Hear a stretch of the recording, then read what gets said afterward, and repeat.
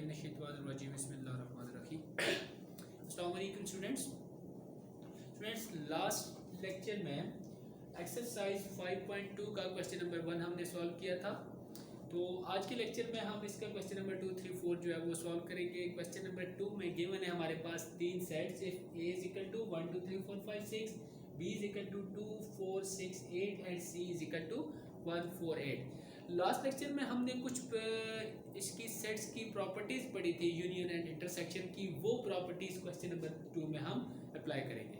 जैसे हमने commutative properties of intersection पढ़ी थी कि a इंटरसेक्शन b जो इक्वल टू होता है b इंटरसेक्शन a। तो इसको हम प्रूव करेंगे कि ये दोनों साइड्स आपस में एक दूसरे के इक्वल है। तो ये इसकी होती है लेफ्ट हैंड साइड, ये हमारे पास इसकी लेफ्ट हैंड साइड, और ये है राइट हैंड साइड। तो हमने प्रूव ये करना है कि जो आंसर आएगा वो लेफ्ट हैंड साइड और राइट हैंड साइड का दोनों का इक्वल आना चाहिए। तो पहले हम लेफ्ट हैंड साइड सॉल्व करते हैं। जो लेफ्ट हैंड साइड है हमारे पास a इंटरसेक्शन b, इसका मतलब है a और b दोनों सेट्स हैं, उनका इंटरसेक्शन फाइंड करना है। तो a हमारे पास 1 2 3 4 5 एंड 6, इंटरसेक्शन b क्या है 2 4 6 एंड 8। अब देखिए इंटरसेक्शन का मतलब क्या होता है कि जो दोनों में कॉमन होंगे। 1 इस सेट में है लेकिन इसमें नहीं है, इसका मतलब है 1 कॉमन नहीं है। 2 आपके पास यहाँ पे भी है, यहाँ पे भी है, इसका मतलब है 2 जो है वो कॉमन है दोनों में। 3 यहाँ पे है, इधर नहीं है। 4 इधर भी है और इधर भी है, तो ये भी कॉमन है। 5 इसमें है, इसमें नहीं है। 6 इसमें भी है एंड इसमें भी है। 8 इसमें है लेकिन a में नहीं है, इसलिए वो भी कॉमन नहीं आएगा।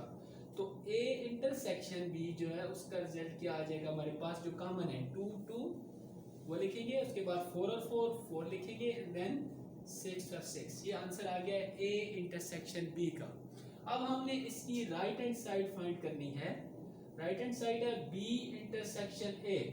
तो आपने पहले b वाली वैल्यू लिखनी है 4 2 4 6 एंड 8, इंटरसेक्शन 1 2 3 4 5 एंड 6, यानी कि b का सेट इंटरसेक्शन a का सेट। अब हमने इनमें से कोई चीज कॉमन, क्योंकि इंटरसेक्शन है, इंटरसेक्शन में कॉमन देखते हैं। देखिए इसमें 2 है, इसमें भी है 2, तो पहला आपके पास जो इसका कॉमन आ जाएगा वो 2 आ जाएगा। देन 4, इसमें भी 4, तो आ जाएगा आपके पास 4। उसके बाद 6, तो इसमें भी 6 है, तो आपके पास आ जाएगा 6। देन 8 है, इधर 8 नहीं है, तो बस आपके पास यही कॉमन है। अब देखें आपके पास जो लेफ्ट हैंड साइड थी वो थी 2 4 6, राइट हैंड साइड आई है 2 4 6। तो इसका मतलब है कि हमने प्रूव कर दिया, प्रूव दैट कि right hand side is equal to left hand side is equal to right hand side. इसका मतलब है कि जो कम्यूटेटिव प्रॉपर्टी ऑफ इंटरसेक्शन जो है वो प्रूव हो गई है कि अगर a union intersection b equal to होता है b इंटरसेक्शन a के। तो ये था इसका फर्स्ट। इसका सेकंड पार्ट भी सेम इसी तरह है। सेकंड पार्ट में क्या करना है, यूनियन फाइंड करना है कि a union b intersection a b union a, यानी कि यहाँ पे a और b का यूनियन फाइंड करना है, इनको कंबाइन करके लिखना है। फिर b यहाँ पे b और a को, इन दोनों को कंबाइन करके लिखेंगे तो दोनों का आंसर इसी तरह सेम आ जाएगा। उसके बाद जो तीसरा इसका पार्ट है उसमें देखें क्या गिवन है कि आपके पास a intersection b union c, जो हमने पढ़ा था इसकी 5th प्रॉपर्टीज कि distribution properties of union over intersection और इंटरसेक्शन ओवर यूनियन। इसका 3rd और 4th पार्ट जो दोनों इसमें है, तो हम इसका 3rd पार्ट सॉल्व करते हैं। 4 जो है वो सेम उसी तरह का है, वो आपने खुद से करना है। तो अभी क्वेश्चन नंबर 3 इसमें ये है कि a intersection b union c is equal to a intersection b union b intersection c, यानी कि a डिस्ट्रीब्यूट हो गया दोनों के साथ इंटरसेक्शन c। ये आ गया आपका क्वेश्चन। अब इसी वैल्यू जो है हमारे पास तीनों a b और c की गिवन है, उन तीनों को यूज करते हुए हमने ये प्रूव करना है। तो ये आपके पास लेफ्ट हैंड साइड है, ये इसकी राइट हैंड साइड है। अब देखिए सबसे पहले हम लेफ्ट हैंड साइड सॉल्व करते हैं। लेफ्ट हैंड साइड में क्या है, a intersection b union c। सबसे पहले हम क्या करते थे, ब्रैकेट वाली वैल्यू सॉल्व करनी है b यूनियन c। तो बी यूनियन सी जब सॉल्व करते हैं तो आपके पास आ जाएगा बी वाला क्या सेट है 2 4 6 एंड 8 यूनियन सी वाला क्या आपके पास 1 4 एंड 8। अब यूनियन में क्या करते हैं हम कि सारी वैल्यू को कंबाइन करके लिखते हैं असेंडिंग ऑर्डर में। सबसे पहले हमारे पास सबसे छोटी वैल्यू 1 थी 1 आ जाएगी, देन 2 आ जाएगा, 3 नहीं है, उसके बाद 4 है 4 आ गया, उसके बाद 6 आ गया एंड 8 आ गया। तो ये हमारे पास दोनों सेट्स की सारी वैल्यू को कंबाइन करके लिख दिया। अब देखें इसमें 1 था 2 था 4 6 और 8 सारी वैल्यू को, यानी कि ये जो दो दफा दिए थे ना 8 और 8 4 और 4 को एक दफा ही लिखनी है, रिपीट नहीं करना उस नंबर को, ठीक है। उसके बाद ये आंसर आ गया आपके पास बी यूनियन सी का। अब उसके साथ इंटरसेक्ट किस कौन कर रहा है ए, तो आ जाएगा A intersection B union C. अब ये जो रिजल्ट आया था ना बी यूनियन सी का, इसको इंटरसेक्शन करेंगे ए के साथ। ए की वैल्यू क्या थी आपके पास थी 1 2 3 4 5 एंड 6। इंटरसेक्शन ये जो वैल्यू आपके पास आ गया 1 2 4 6 एंड 8। अब हम क्या करेंगे इन दोनों का इंटरसेक्शन फाइंड करेंगे। इंटरसेक्शन में क्या आती है जस्ट कॉमन वैल्यू। देखें 1 इधर भी है इसमें भी है तो पहला आंसर आ जाएगा 1, 2 इसमें भी है इसमें भी है तो दूसरा आ जाएगा 2, 3 इसमें है लेकिन यहाँ पे नहीं है तो 3 नहीं आएगा, 3 कॉमन नहीं है दोनों में। उसके बाद आ जाएगा 4, उसके बाद 5 इसमें है लेकिन यहाँ पे नहीं है तो 5 भी कॉमन नहीं आएगा। उसके बाद 6 है, इधर भी 6 है तो 6 हमारे पास कॉमन आएगा। 8 इसमें है लेकिन इसमें नहीं है तो वो भी कॉमन नहीं आएगा। तो इसमें right hand side left hand side का आंसर हमारे पास आ गया 1 2 4 एंड 6। अब यहाँ पे हम इसकी राइट हैंड साइड सॉल्व करते हैं। राइट हैंड साइड क्या है A intersection B union A intersection C. अब पहले हमने क्या फाइंड करनी है दोनों ब्रैकेट वाली ए इंटरसेक्शन बी और ए इंटरसेक्शन सी। इन दोनों का जो आंसर आएगा उसको हम यूनियन कर लेंगे। तो सबसे पहले फाइंड करते हैं ए इंटरसेक्शन बी। तो ए क्या है हमारे पास 1 2 3 4 5 एंड 6। इंटरसेक्शन बी क्या है 2 4 एंड 2 4 6 एंड 8। अब देखिए इनमें दोनों में कॉमन क्या है 1 इसमें है लेकिन इसमें नहीं है तो 1 नहीं आएगा, 2 दोनों में है, 3 नहीं है कॉमन, 4 जो है वो दोनों में कॉमन है और 6 दोनों में कॉमन है। तो ए इंटरसेक्शन बी का आंसर आ गया 2 4 एंड 6। अब हम दूसरा चीज क्या फाइंड करनी है ए इंटरसेक्शन सी। ए की वैल्यू वही है आपके पास 1 2 3 4 5 एंड 6। इंटरसेक्शन सी की वैल्यू हमारे पास 1 4 एंड 8। अब देखें 1 इसमें भी है और 1 इसमें भी है तो आपके पास 1 जो है वो कॉमन आ गया। उसके बाद इसमें 2 है इसमें नहीं है, 3 भी नहीं है, 4 जो है वो दोनों में है तो 4 भी कॉमन आ जाएगा। उसके बाद 5 और 6 कुछ भी नहीं है, ये इसका आंसर आ गया। अब हमने फाइंड क्या करना है A intersection B union A intersection C, यानी कि ए और बी का यूनियन फाइंड किया, ए और बी का जो इंटरसेक्शन इसका और इसका फाइंड किया, दोनों का यूनियन कर लेंगे। तो यहाँ पे A intersection B union A intersection C दोनों वैल्यू लिखेंगे। ए यूनियन बी का आंसर क्या था आपके पास 2 4 एंड 6। यूनियन ए और सी के क्या था 1 एंड 4। अब क्या करते हैं हम इन वैल्यू को कंबाइन करके लिख देते हैं। पहले आपके पास आ जाएगा यूनियन में 1, उसके बाद 2, देन 4 और 6। तो ये आंसर आ गया आपके पास A intersection B union A intersection C का।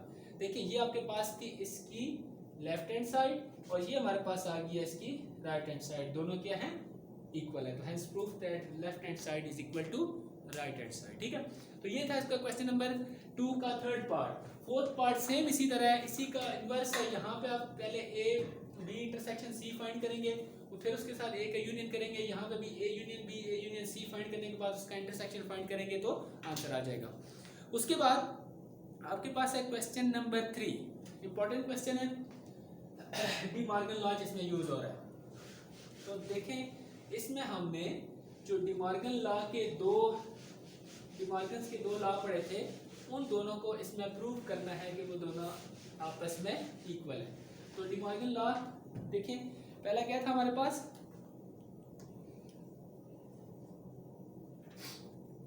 ए intersection B whole complement is equal to A complement union B complement. ये इसका पहला लॉ है। और ये इसका दूसरा लॉ ये था कि एक मिनट, इसकी वैल्यू जो है मुझे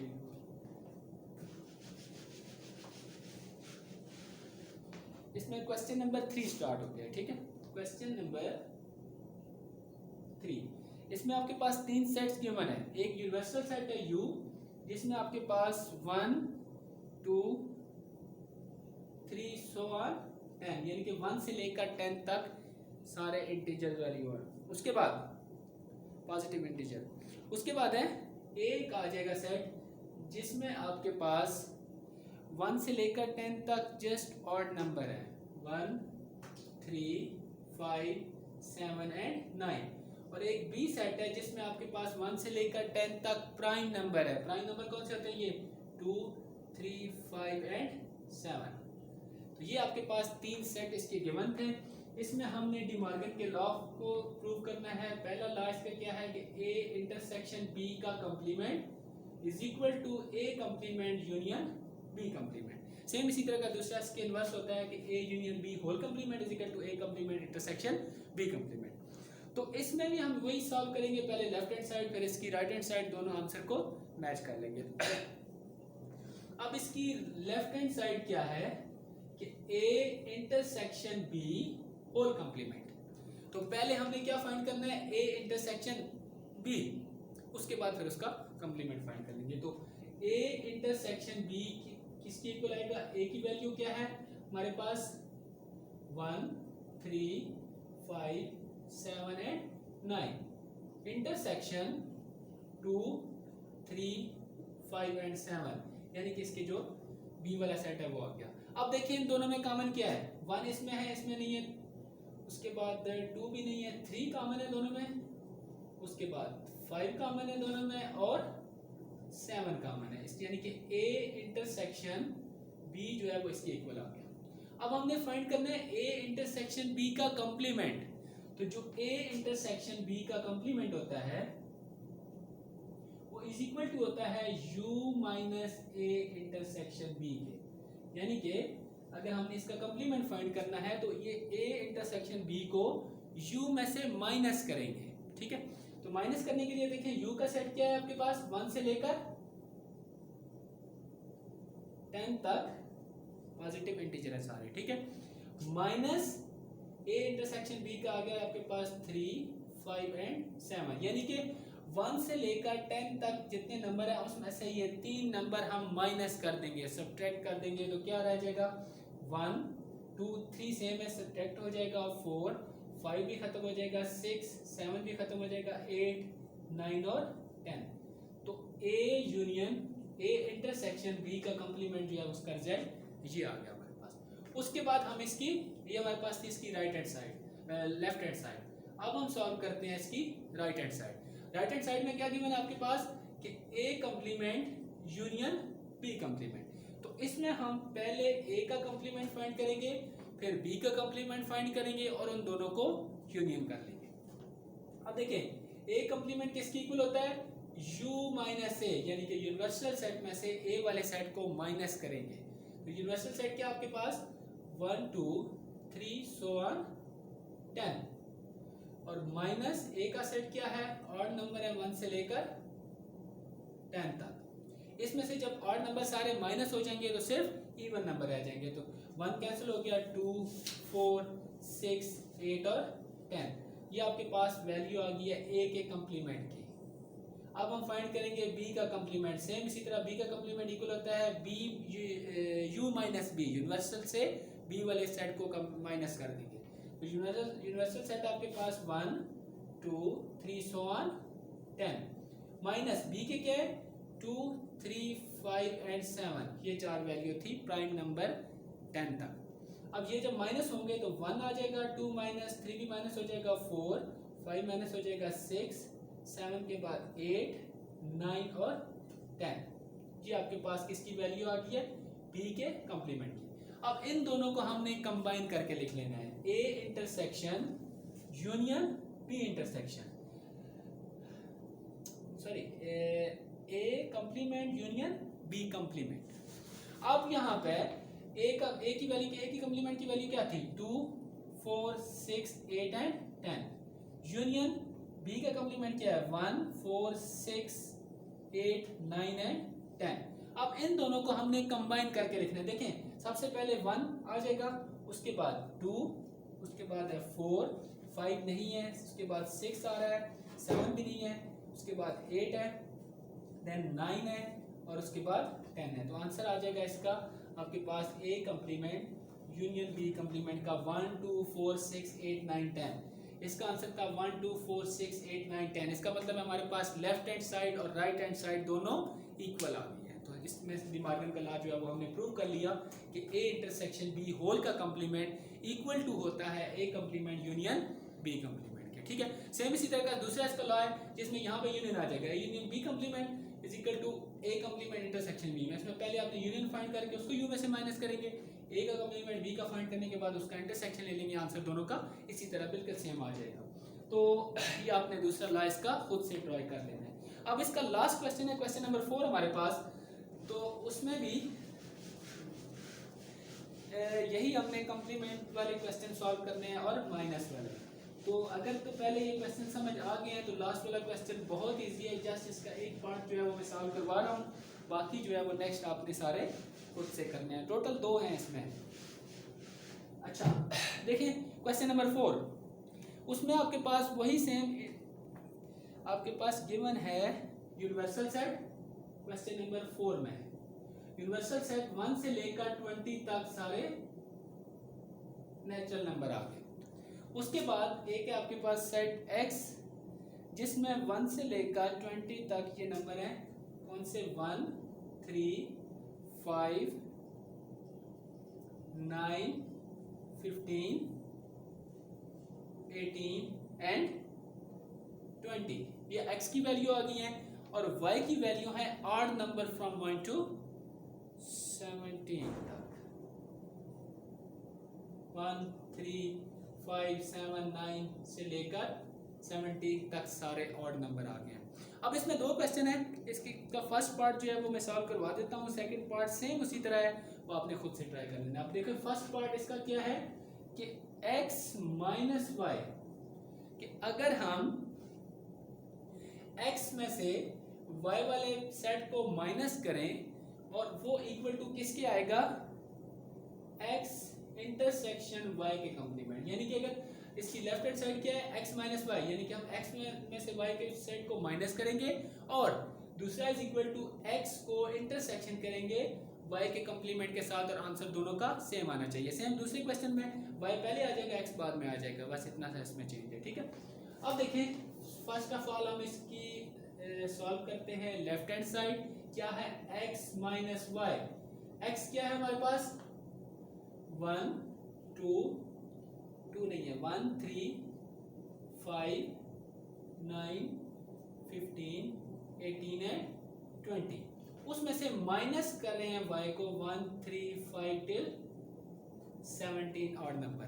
अब उनमें से जब ये वाले माइनस करेंगे, ये याद रखना जब माइनस होता है तो हम जस्ट इन वैल्यू को इस वैल्यू में मतलब पहले वाले सेट में वो वैल्यू सिर्फ लिखते हैं जो बी वाले में ना हो।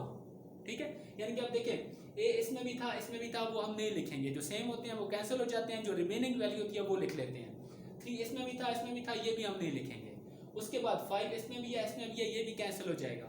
9 इसमें भी है क्योंकि 8 नंबर के बाद 7 9 आ रहा है तो 9 दोनों में सेम है, नहीं लिखेंगे। उसके बाद 10 है तो 10 वैल्यू वो इसमें गिवन है, इसमें नहीं है। इसमें देखें 15, अब 15 भी हम नहीं लिख सकते क्योंकि इसके बाद 9 11 13 15 8 नंबर में ये भी आ रहा है। सिर्फ आपके पास 2 वैल्यू रह जाएगी 18 एंड 20। तो इसका x माइनस वाई का जो आंसर आ गया वो सिर्फ 18 और 20, क्योंकि ये आपके पास जो माइनस कर रहे हैं y वाला सेट वो क्या है 1 से लेकर 17 तक सारे 8 नंबर, और ये भी 1 से लेकर 17 तक सारे 8 नंबर थे, ये सारे कैंसिल हो जाएंगे, सिर्फ 18 और 20 इसका आंसर आ जाएगा। अब इसकी राइट हैंड साइड देखें, उसमें क्या गिवन है कि x इंटरसेक्शन y का कंप्लीमेंट।